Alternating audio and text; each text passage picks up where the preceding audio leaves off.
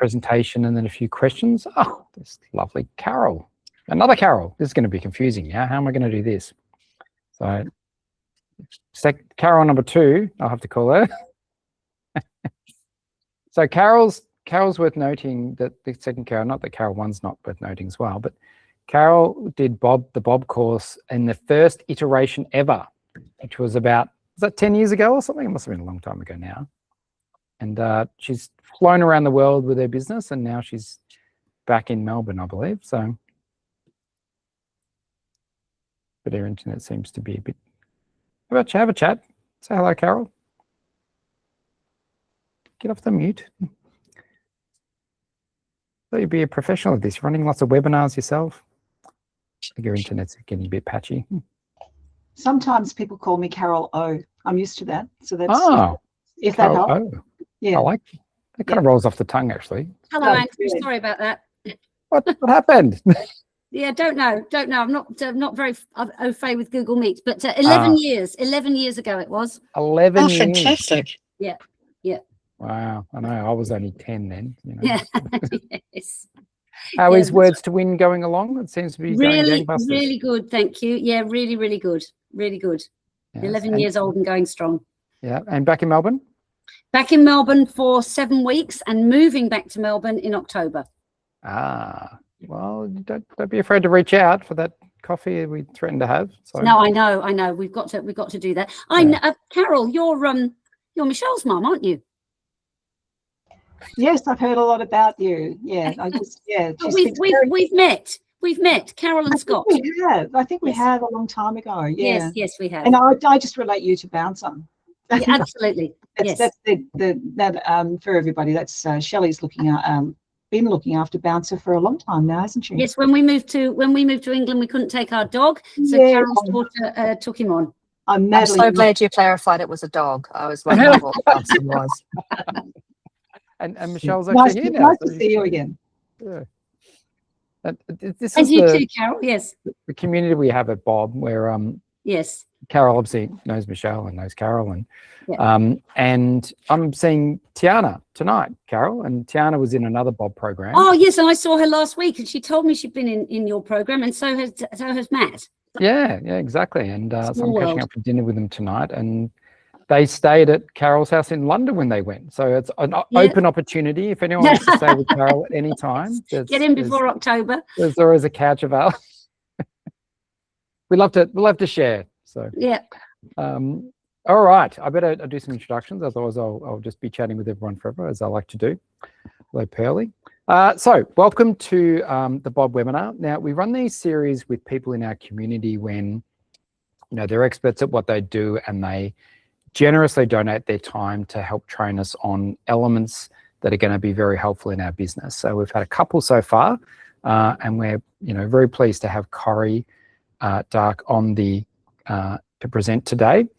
And although she does lots of things, and I'll let her fill you in on her sort of the latest part of her business, she's basically my go-to AI person. So whenever I have people reach out to me who say, I'm looking for someone in AI, I recommend Corrie. So I put her forward for an opportunity a month or so ago.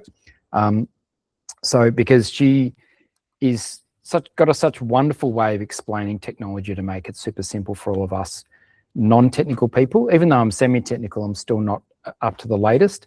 And she's a tech translator from a long time ago. And her company, Integrity AI, does a lot of work with small business owners and large. But don't think your questions will be taken with angst. She's very happy to answer all the basic questions, and she's very knowledgeable in the space, being in it for a long time, rather than a lot of people are just suddenly, I'm an AI expert because I've used ChatGPT. And so I trust Corrie with my clients, and so I highly recommend her to you guys. And I'm really happy that she's come to do this presentation, because it's moving so fast. It's so hard to keep up. If I just read blogs all day, I feel like I'd maybe just keep up, but I'd rather just get the experts in to teach us. So I really appreciate you coming on, Corrie. And during the session, I'm gonna, as she's presenting, we're gonna have the chat function open. So more than happy for people to just write questions, and I'll just alert Corrie if there's a quick break, and we can move to those or attack them at the end if appropriate. So I can't see you all, and neither can she. So make sure you put your hand up if you've got a question, or if you want to just type it in the chat box. So without further ado, I'd like to welcome Corrie to the BYOB podcast. Thank you. That's such a lovely introduction, and I like being the go-to nerd. It's a title I would happily accept. I've been in tech and digital for about 20 odd years now.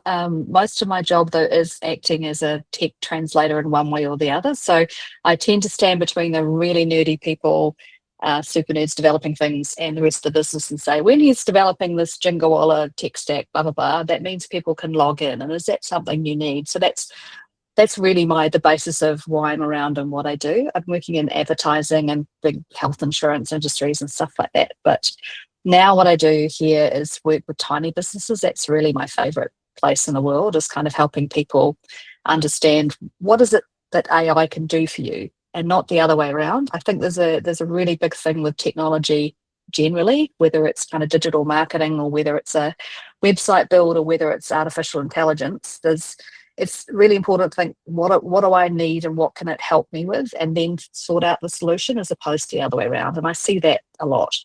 So my business, Integrity AI, which you'll get a little bit of a snapshot of it later on, but what we do is we focus on businesses with under 50 people. That's our kind of remit, and go, how do we help you make the most of the technology out there and make sure that you understand what you're getting and that you can get it. So you can measure its success based on your needs rather than the tech stack. If you can, it'd be really good if you could put into that chat, just so I know, rate your AI knowledge. And if you use Google Business or if you use Microsoft, it's quite helpful for me to know, particularly if you talk to me a bit later on, and your name as well. So if you wouldn't mind doing that, would be great. 4-ish, says Andrew. I'm going to test you on that later. So I thought what I'd do today, I've got about 45 minutes. There's no such thing as a silly question. I think it's really important that I make sense in your language. So it's on me to do that. If there's anything that I say that doesn't make any sense to you, or it's an acronym that you don't understand, you can't throw anything at me because we're online. So just put your hand up or put like a tumbleweed or something in the chat, and I'll come back to it later for you. So I'll give a really short thing of what AI is, like what artificial intelligence technology is, because I think once you understand that, it's actually much easier to approach the technology as this goes at the speed of light to figure out which things are right for you. We'll touch on security in terms of what that means. Small businesses a lot, we forget that we're actually just as important to a hacker as a big business. They don't really care. So there's some small tips in there I'll talk about for you.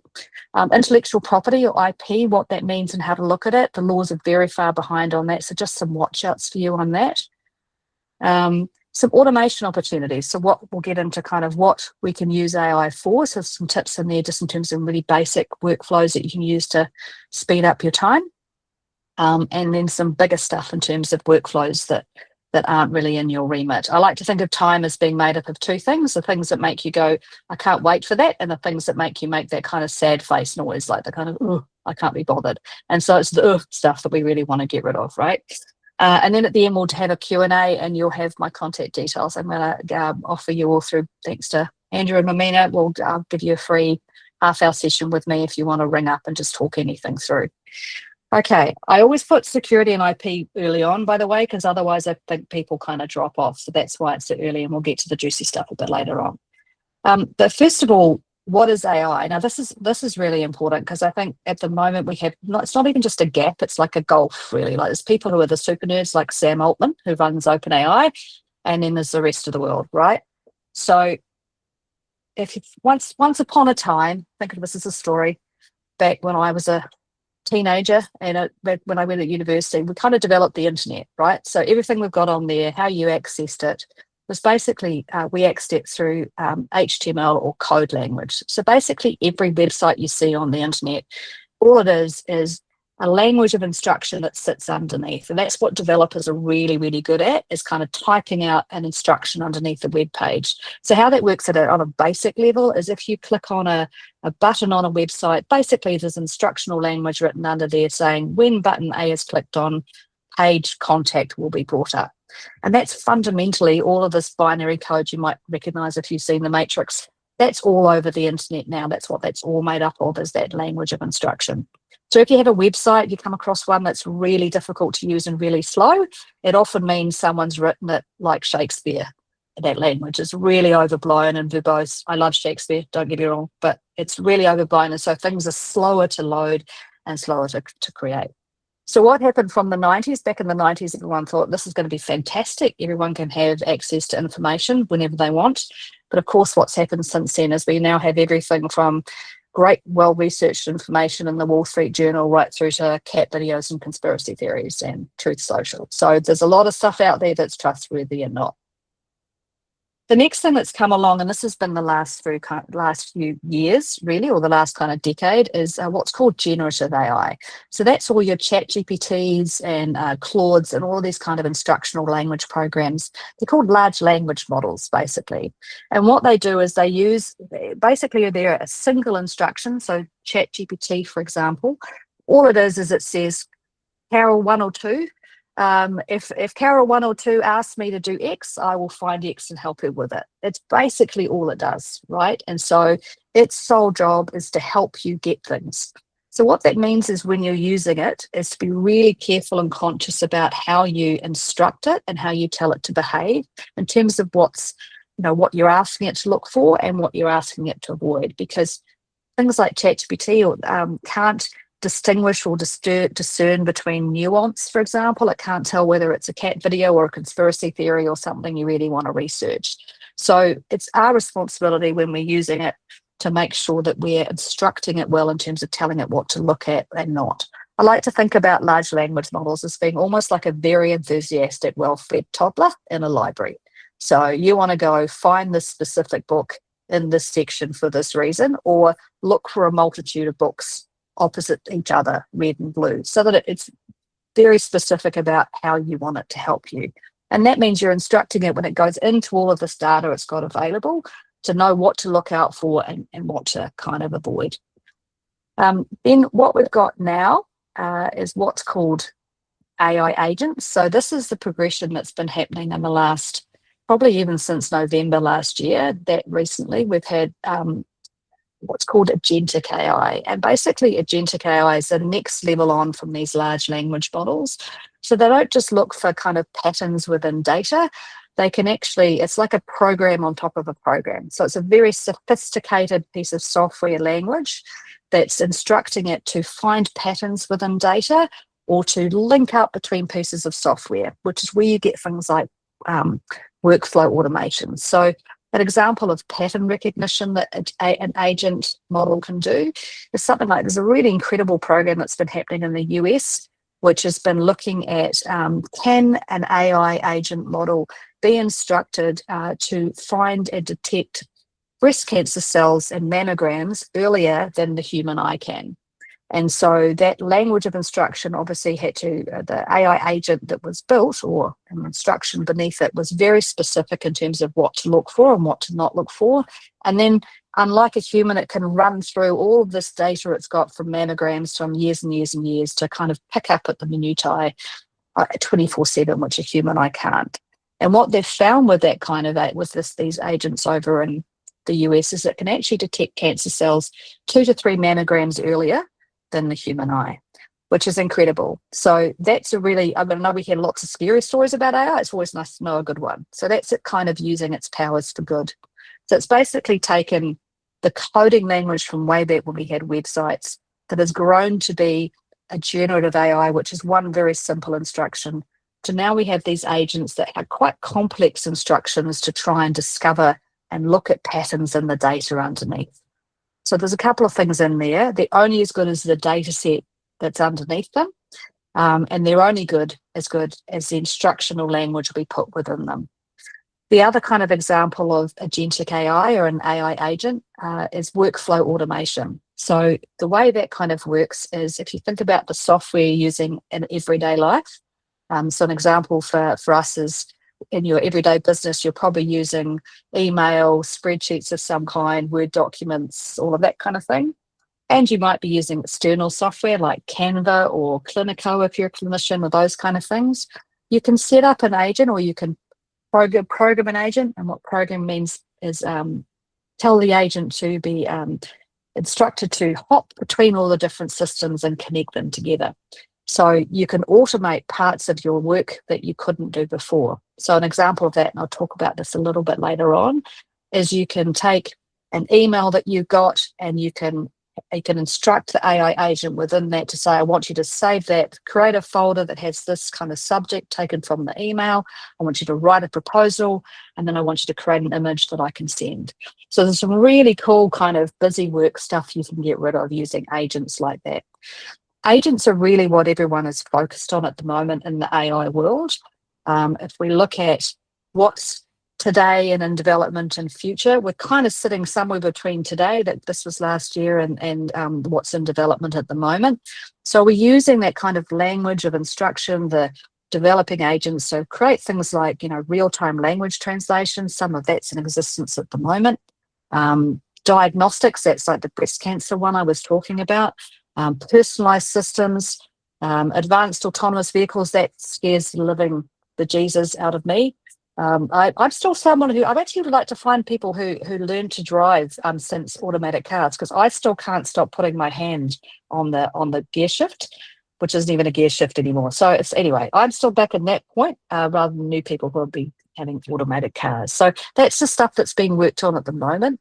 If you listen to the kind of slightly scary horror news from people like Sam Altman, what they're thinking about is things like general intelligence and human brain interfaces and those kind of things. Those things are very much theory at the moment, and we haven't seen them in reality. But people are working very hard around the world, particularly in the US and China, to try and see how we can make things use these agents to make things more and more autonomous. And underneath all that autonomy is basically a language and encoding of instruction of where to look at things and how. That's basically how all of this works. So if you're looking at a piece of artificial intelligence software, whether it's like a large language model like ChatGPT, or whether you're looking at something like an agent to be used that you're hearing about, the thing to think about is what instruction might be sitting under there and what data has it got access to in order to complete that instruction that I'm asking it. That is AI in a nutshell in 10 minutes. So forgive me, there will be definitely gaps in there and questions. So please put them in if they're not. If something hasn't made sense, then we'll kind of go back to it. I could spend another 4 hours on that, but then you'd all be wanting a whiskey and a nap. So we'll move on to security. We'll move on to security and IP. I love this slide because it's one of the things that I did a cybersecurity workshop the other day for small businesses. And I think one of the things we forget, this is in Australia in 2024. I think you had me at whiskey. I don't know who that is, but fantastic. We can talk about that later. We often think when we think about data breaches and things that can happen to us, we tend to think big companies. I got to interview this really amazing French guy who was the head of Microsoft security for APAC many years ago. And forgive me for the terrible French accent I'm about to do, but I remember him saying, Corrie, when you are in Australia, you'll think you're in the middle of nowhere, but when you're online, you might as well be in Afghanistan.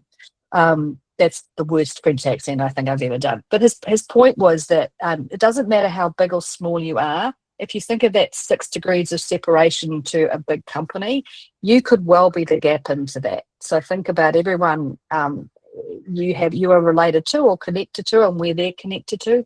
That's all hackers are looking for, is to get an edge in to the rest of the systems that you may be associated with somewhat.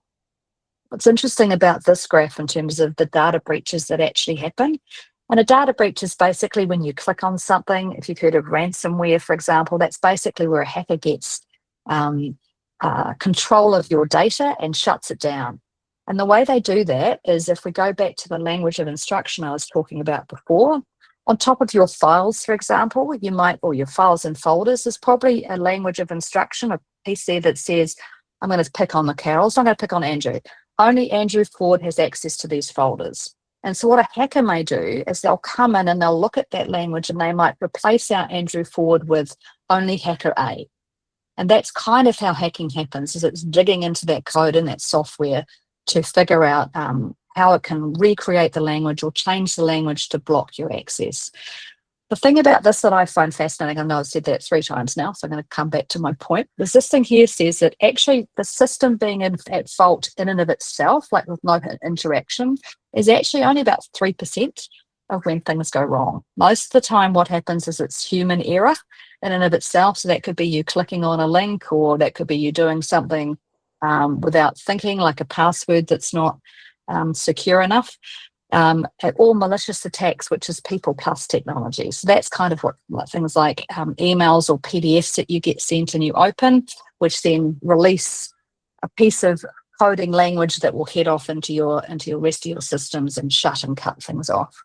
So the reason that's important to be aware of is, I think when we start thinking about what are things that I should be thinking about as a small business to protect myself, it's actually much more, you don't need to be across all of the new technology softwares or the types of hacking. It's actually really basic, simple things for yourself to go, how do I keep myself safe that I would be just using my software on an everyday basis, right? So the first one is just kind of know your AI tools, like which ones are you using? There are so many out there at the moment. It's really difficult to pick which ones. And I try really hard not to suggest things, simply because whatever their like ChatGPT's terms and conditions are today, they could very much and very well change tomorrow. But it's good to stick with at least kind of the bigger companies. I think at least we know that they have someone else big, they have a big company actually holding them to account. So those at the moment are the ones to kind of think about if you're choosing a tool. None of us read terms and conditions. I'm going to put that on the record. If anyone on here does read terms and conditions, kudos to you. I think most people have this habit of just clicking the yes, I accept button, right?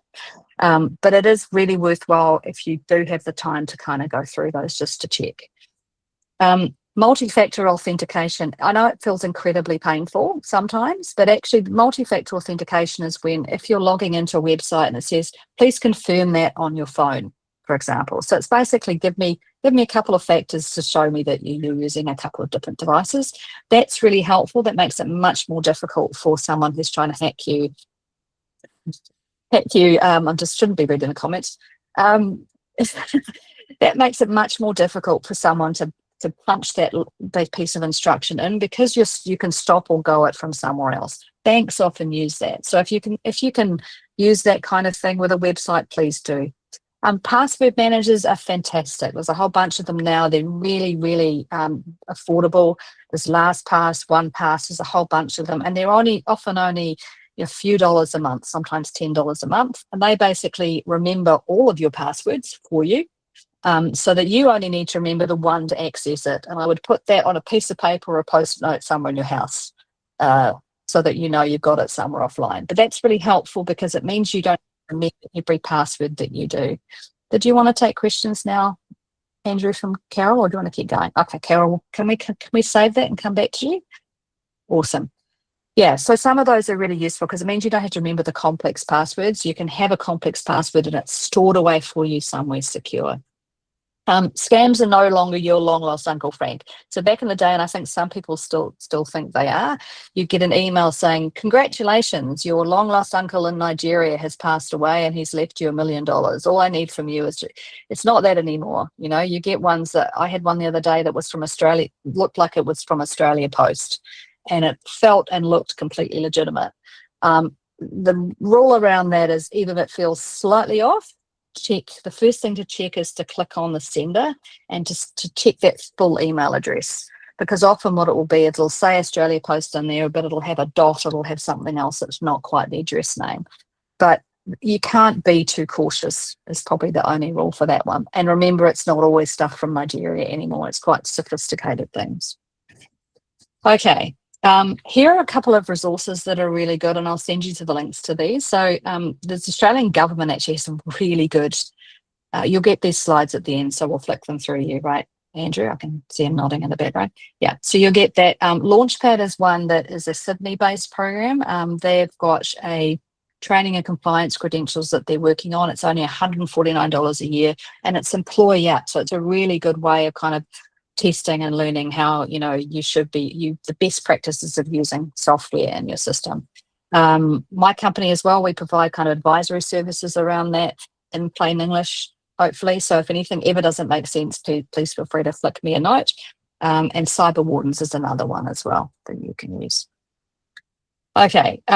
Intellectual property. This is a big, sticky and difficult topic, and I am not a lawyer. These are all my caveats. But some of the things to think about, particularly, are protecting your intellectual property. So these are the kind of three topics that come up, questions for me all the time. Like, how do I protect my intellectual property when I'm using online? It is very difficult. So the only way really to protect your intellectual property is to make sure you're having it in what's called a closed system. And a closed system means, kind of like we talked about data sets before, it's the data set is only contained within your business. So the second you put something into a ChatGPT or into a large language model like Claude or one of those, the legalities around the ownership are really fuzzy and they differ by country. So the Australian government, for example, is still working through who owns what.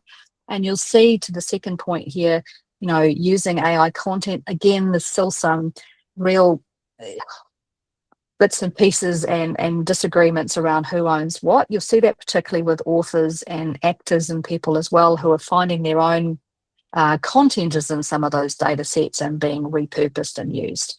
So it's a bit of a wild west at the moment and difficult to protect yourself. AI uses your inputs as data training. That's one thing you can do, is that you'll find with every large language model, generative AI, which is basically a ChatGPT that you're using, it'll have a very politely worded thing that you can switch on and off in the settings. It says something like, would you like to help our training model? There'll be something around that. And if you say no, it will stop your data or all the things you're typing in going into that big matrix like data set underneath. The caveat I have with that is that our priorities to ChatGPT are probably on page 10,762, line number 4. So it may change those terms and conditions and change its mind about what it can take and not at any given moment. So really, if you want to be protecting your own intellectual property, don't put it into an AI system like that. Is really the only way to cover yourself right now. Practical safeguards, here's a couple of things to think about here, just in terms of treating AI outputs as drafts. So basically that means always have a human edit it, right? So when it comes through, AI is fantastic for content. It's also really, I won't swear, terrible at content, which you see all over LinkedIn and the internet right now. You can kind of almost tell when it's got emojis as bullet points and it's very verbose and very happy, because these things are almost sycophantic in their level of wanting to please you. Copying prompts, so don't ask it, because the copyright material is out there. Just be careful about that in terms of what you're getting it to use. This is the terms and conditions things, they're provider terms. I know we don't tick it or skim it, but do if you can. I have to say that. I'm terrible at it myself, I do admit that. Keep records of things where you can, even if it's just a note in a diary to say when you've done things or when you've done something that's got human apply to human, or human in the loop as it's called, if you edited something or created something, so that you know and you can prove it later. And then this is more for if you're getting into systems or you have a company that's got confidential data, is just making sure that you've got clearance checks. So there's ways you can do with automation, for example, if you work with a company like mine, to go, okay, how do I get rid of this thing that I hate doing? To go, someone must check this off here before it goes to this next place, or this thing may not leave the room. So just make sure if you're using anything new and sophisticated, you're checking those checks. There must have been a better way of saying that, but you know what I mean. Okay, automating the busy work. This is my favorite section. So there's two ways of thinking about it, right? There's two ways of doing it. This is the kind of really easy part, if you like. So simple tasks that you can use an AI agent for. 3 different pieces. I can see some of you got it already in terms of the admin one at the end. So transcribing calls and meeting summaries. That's a really good way to use it. Obviously, you're still all paying complete and devoted attention to me, but it does mean if you miss anything exciting that I say, you can look it up later, right? Those are fantastic. There are some really good ones out there like Reed and Otter. The one that I recommend is actually a New Zealand company called Contented. It was not just because it was created by 2 amazing women in a small town in New Zealand, but because it's very much, they're committed to making sure all of the data inputs that they have are kept within their data system, so it doesn't go anywhere. So it's much more reliable if you've got anything, like if you've got a client meeting or sensitive information on sales and you want meeting summaries, or they do meeting summaries and content creation and things off the back of that, It's really good for that. Research is another one. I'm going bottom up just to trick you. Research is a really good way to use it as well, and I'll show you a prompt in a second that you can use for it.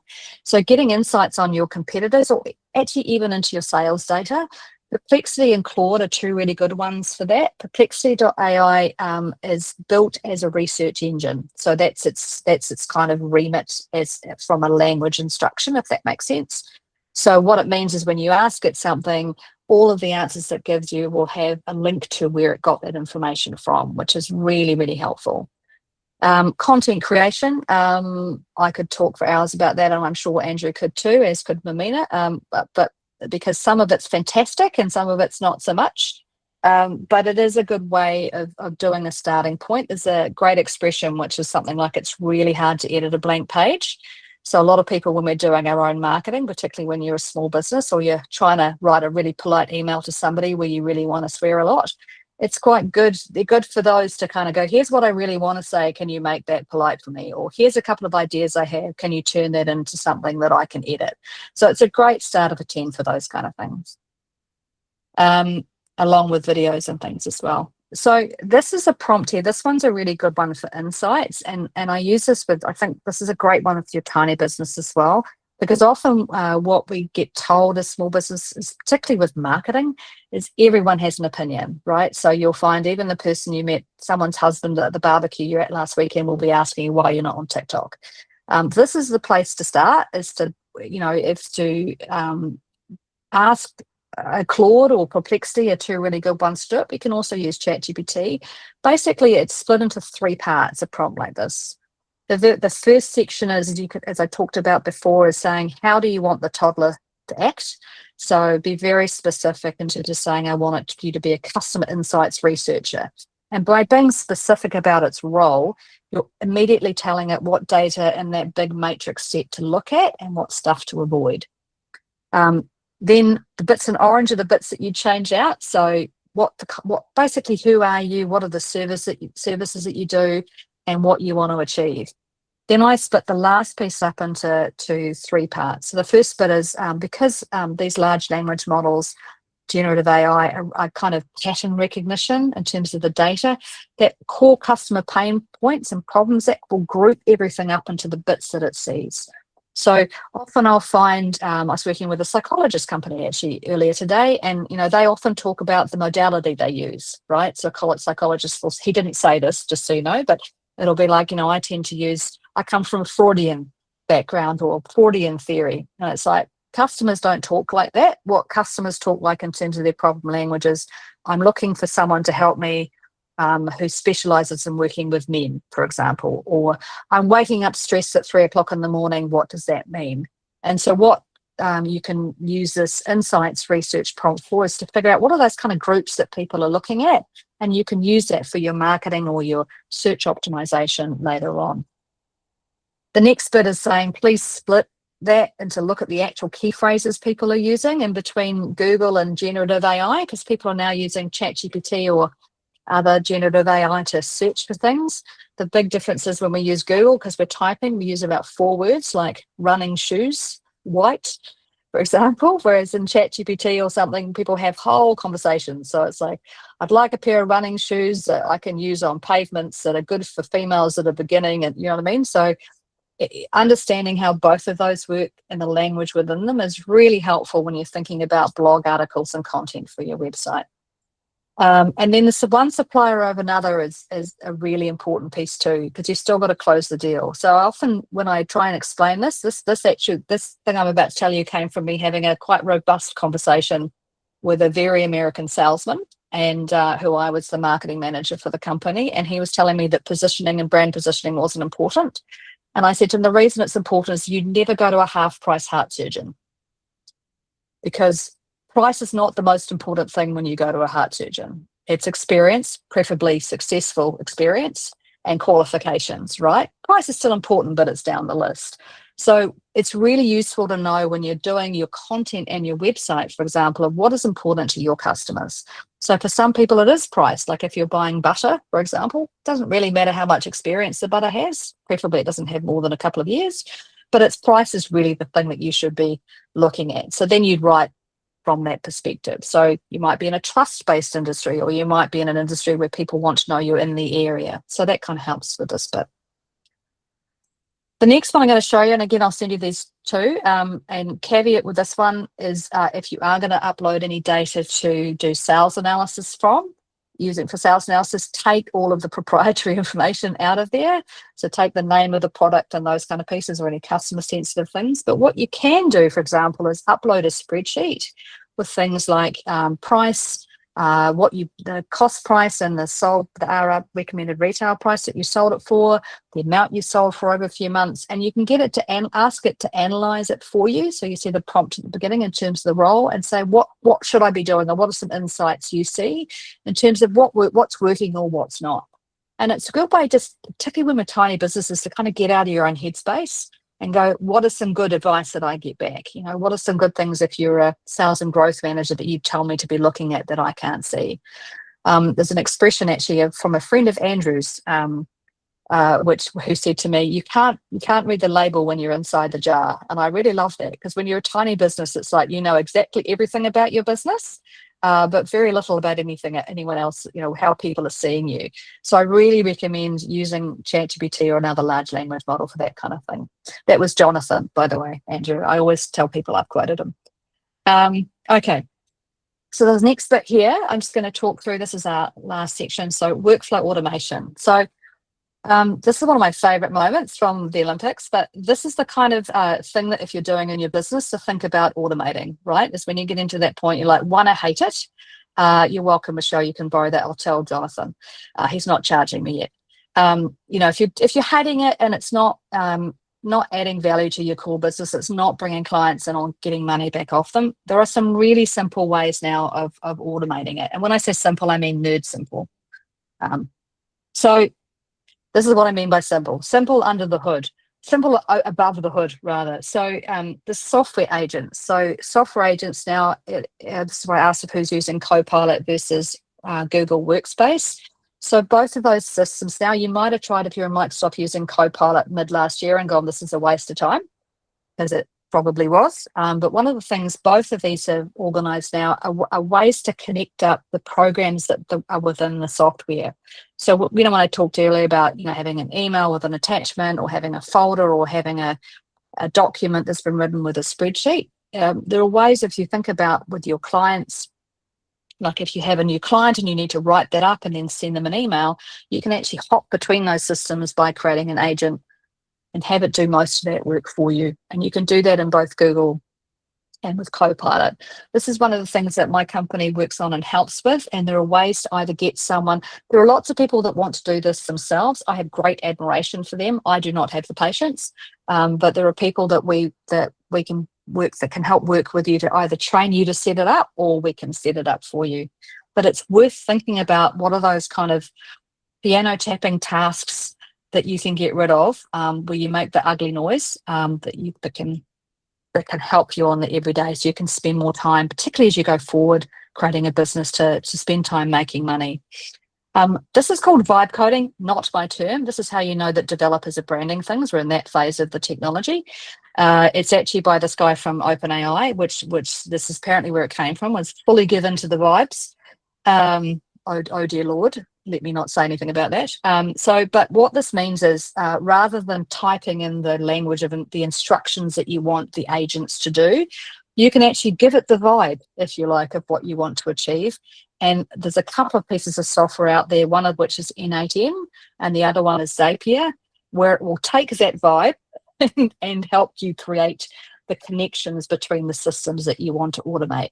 So you might say, for example, it's got one here where you're using Slack, which is a chat software like WhatsApp. You might want to have a message in Slack that then links through to Canva, that then to create some content that then may come back and show you the results of that. For example, what you can do is you can tell the vibe of what you want to achieve. Such a terrible word. I managed to get over that. The vibe of what you want to achieve to N8N and Zapier, and it will give you the instructions to hook those up.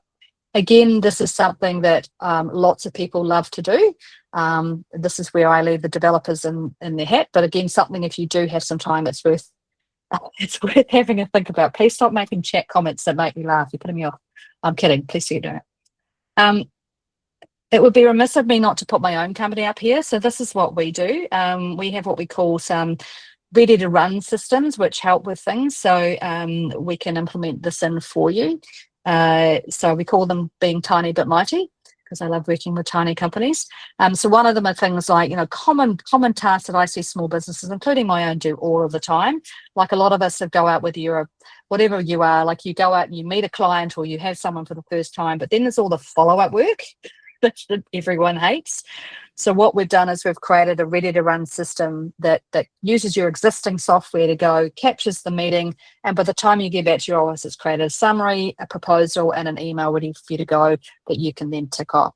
So we have a bunch of those that we've created, and we can also help if there's a workflow that isn't in our ready-to-run, figure out the best way to do it with you, whether that's something that you want to create yourself using vibe coding or is existing within your systems that you've got, or you want us to do it at a price point that's a one-off cost to do it, so that you've got it ready to run and you've got someone else to blame if it goes wrong.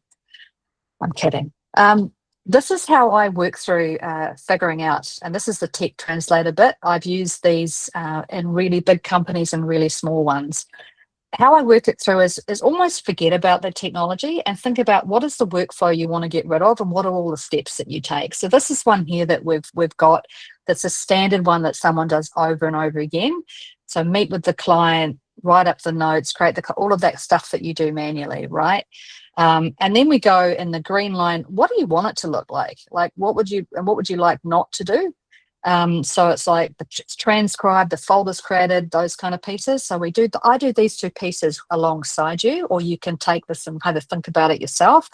And then we ask you just put what are the systems you're currently using? And the system could be a piece of software, or you can see in the first one, it's like it might just be you doing it manually. So then what we can do with that is we can go, okay, using your software, how could we connect things up so we can achieve the green workflow line? The last piece that's really important, and this comes back to that kind of IP and security stuff I was talking about earlier, is to go, what are the caveats in the notes from your perspective, like from a non-tech perspective that you want to be mindful of? So, for example, writing up the meeting notes, it could be that they must remain private. They must not go into a public forum, right? And for lots of people, it could be something like it must not leave the Australian boundary. And what that means for a developer is they can very quickly pick the kind of technology that's not going to work for you or systems that will and won't, but you don't need to make the decisions about that at all. But you can tick off success based on your real life kind of yes and no's. The other thing you can look at is I must check the email and the proposal before it gets sent, right? That's what's called, in technical terms, that's called human in the loop. But it's basically like where are really important things that you want to just make sure that that's right before it goes, or you want to make, particularly if you're sending things to clients. So this is a really simple format, again, non-technical, that you can use to go, what are some things that make me look like Mr. Bean on the piano that I'd like to be, using other times to be doing conducting a whole orchestra. That is me. That is my, look at that, 45 minutes on the dot. So that's my 45 minutes kind of talking through AI for you. I'd love to answer any questions you have. Let's use that time for that. Andrew. All right, well done. Now, thank you. I had that Australia Post scan. I'm just sending through what they sent me. Oh, did you? Yeah. Yeah. I actually went into the post office and said, "Is this a scam?" They're like, "Yep." I'm like, "Okay, thanks." Yeah, they're so sophisticated now, right? Like it's really. Yeah, I get them all the time. Yeah. Now, Carol had a question. I've actually got two, if I may. Ooh. But, this is my level. I actually pressed the hand thinking I was sending you a clapping hand, but it turned out to be a question. We've got both Carols fighting over I the was spot. trying to be so clever. All right, let's go. But Carol B. I do have one, Corrie, if that's okay. Oh, we'll go Carol B first. I think she was first. We'll go Okay. Carol O. okay, so two questions, if I may. You talked about keeping certain information private. I've recently started using the paid version of ChatGPT, so I can have different folders for different projects and things, and it remembers the information. Does paid equal private? No. No. Yeah, okay. It's the short answer. And I say that for a couple of reasons. So knowing that it's still important to check that in your settings, it'll be that the data sharing or helping the system is turned off. And also, quite frankly, I don't trust any AI company. They need your data to have to get into the model for it to learn. Okay. And so even though it may not be in the paid system for now, they could change their minds tomorrow. So yeah, I think it's Yeah.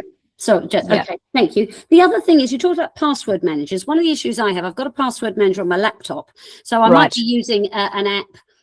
Let's say the other day I was using Eventbrite, had to change the password, easy with the password manager on my laptop. Then today I went to log into Eventbrite on my phone. And of course the password's changed. I don't know. I know there are some that work across phone and laptop. Do you know the names of any of them off the top of your head? LastPass and OnePass do that. But there are a whole number of them that do that. I think that's probably something to type in and just check which one works for you. ChatGPT. Thank you might very be, much. It might be Thank having you. installed the password manager on your phone too. Sorry? You'd have to install it on all your devices for it to work. Yeah, so. that's fine. Yes, but on the phone it's got the Apple one. Yeah. And on the laptop it's got something else, and of course they don't talk to each other. So I want one that goes across the whole lot. Yeah, understood. Thank Maybe you. Post it in our group if you find a good one, Carol. That'd be great. Yes, we'll do. All right. Thank you, Carol. Carol O. We'll get you, Andrew, in a sec. Mine's probably, I don't know. So I'm really very, very green. So excuse me if I sound that way. Not at all. Yeah, thank you. With the AI, and Michelle can confirm this, that, I'm learning as I go, and I'm quite pleased with the level that I've got to now. Thank you for a start for what you're sharing just now, because I'm actually picking up some things that you're saying. So it's very helpful. Yeah. There's just one thing, paranoia, with regard to being so paranoid, and I am one of those that's very paranoid. So it seems to block opportunities for me to give it a go and try things.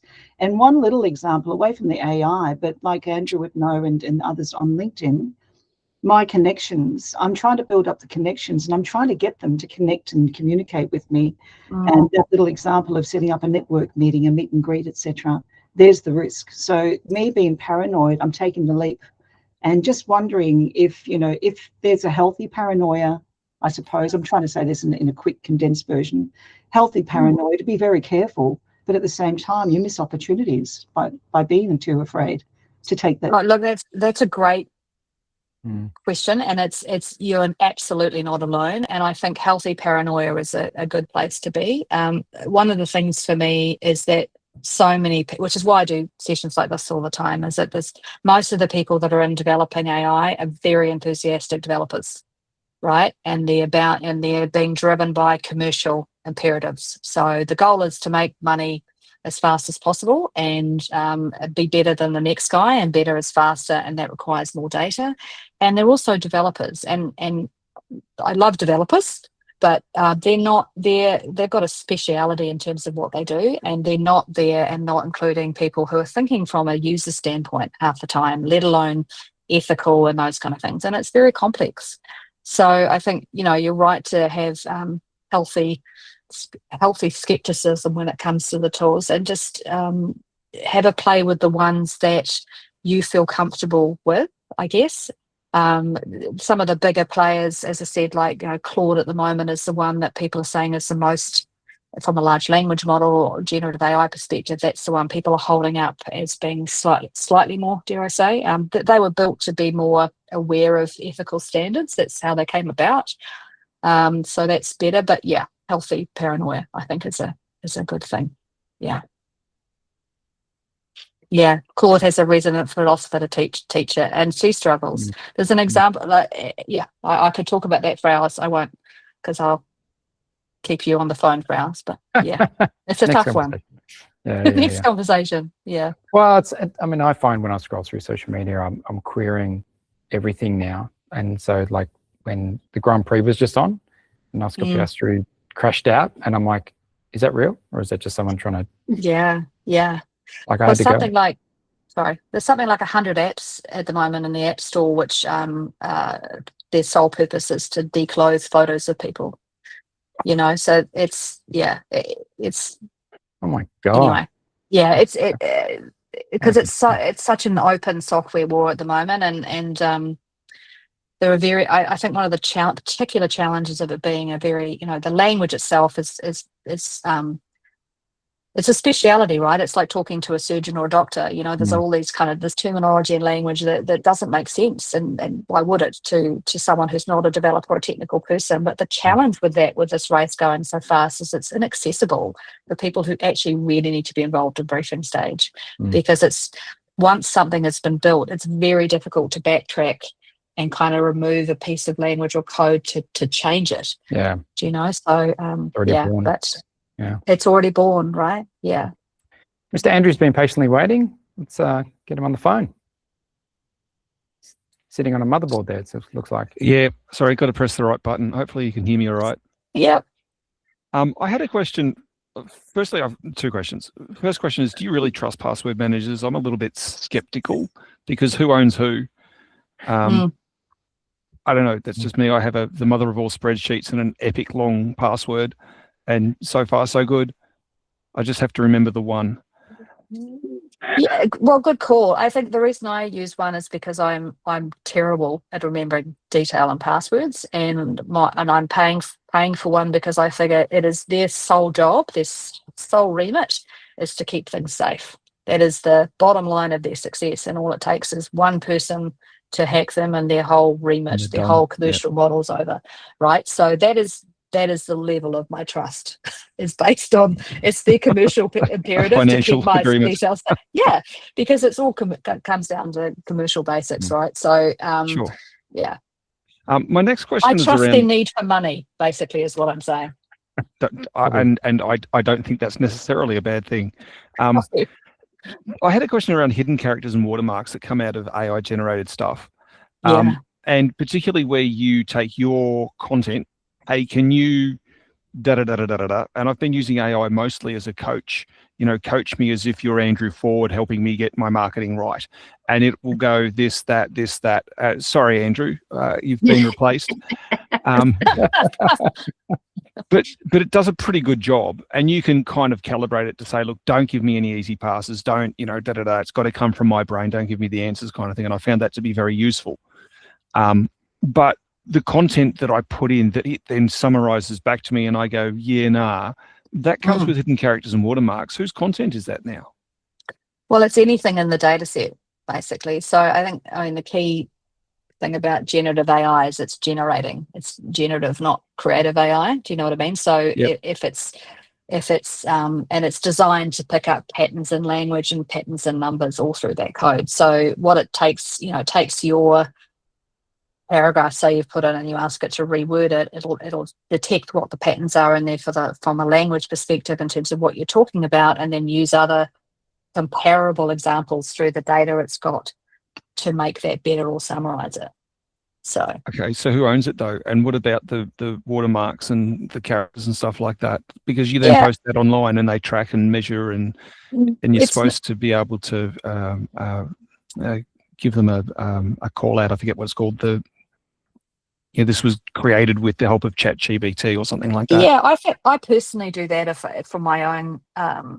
If I'm creating stuff, or use generative AI to help me create things or help me edit things or create something from my own perspective. But kind of as I said earlier, I think one of the challenges we have with AI models is that they're global, and laws are local to country. So there's very little from an intellectual property perspective in terms of who owns what. It's a bit of a nightmare everywhere, right? Because you could say in the US, the laws are really different in terms of being able to send people emails even than that is in Australia or Europe.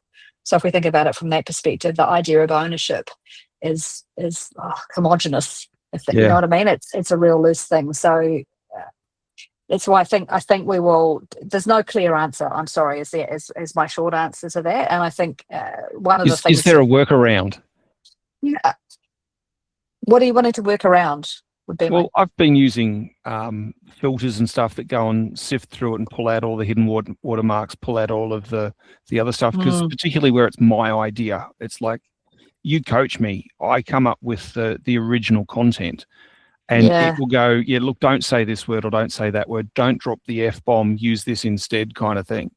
Yeah. It's still using the generative AI, though, to as a facilitator or a helping hand. And because you typed it in and put it into that system, there is a part where the system does have some proprietary right over it, and that's where the complication comes in. Right. Do you know, which is why it puts those things in there. The challenge too is, and this has been found in universities through Australia as well, is they're using AI checkers, because of course you've got people going to, you know, schools and stuff. You know, it's like, and I saw a thing a short while ago where a university student was saying, you know, the questions are made by generative AI, we answer with generative AI, and then we get marked with generative AI. What's the point? But it's like even the checkers get it wrong.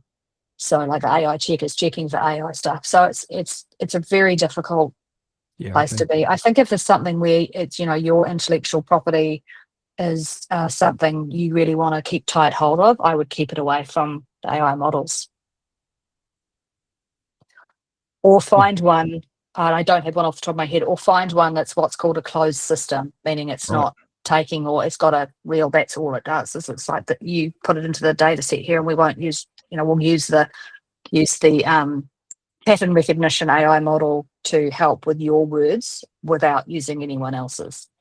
Yeah, okay. I use the business version of Chat, and they claim that they don't use it for training their stuff. The claim is the operative word. Yeah, I know. Like, how do you know? Yeah, you just, Do we trust Sam Altman? Gosh, this is, I just realized this is being recorded. That's going to go up on the internet. Can you switch that bit out so I don't get taken off the universe? Well, I mean, it's the same thing as when, you know, when Apple was saying your phone's not listening to you, and people now just laugh at that, because it's like, well, and Apple settled a claim for it, you know, so you know, they obviously got caught and they paid big money because they were like, oh, it was a mistake, you know, we didn't mean it. Yeah. All right, now, so we've Michael. Oh, Michael, we've got a question. Yeah, Michael just put in the chat, if you write a blog and ask AI to review, are you always teaching AI if you do this, or does it depend on the prompt you give? If by teaching AI, do you mean, is it going into the data set? Then unless you've turned that training part off, yes. I think that answers the question, but tell me if it doesn't. Michael, that's fine. Thank you. Welcome. Awesome. All right, well, we're spot on time, so thank you everyone for coming and your attendance. Thank you for coming and listening. Yeah, lots of friendly, familiar faces. It's lovely to see you all. Andrew. Keep abreast of the next BYOB event. I think I'm going to present the next one just for a change, and I just did a webinar on marketing in an AI age, and Michael Kenahan helped me get that, and it was very popular. So I think I might redo that and do it for the team for the next one. So we will do that next month, and then we've got some other people scheduled after that as well. So excellent to see you all. Thank you for attendance, and we shall see you next time on the BYOB webinar. Thanks, Corrie. Awesome. Lovely to meet you. Okay. Thank you. Lovely to meet you all. Bye. Bye. Bye.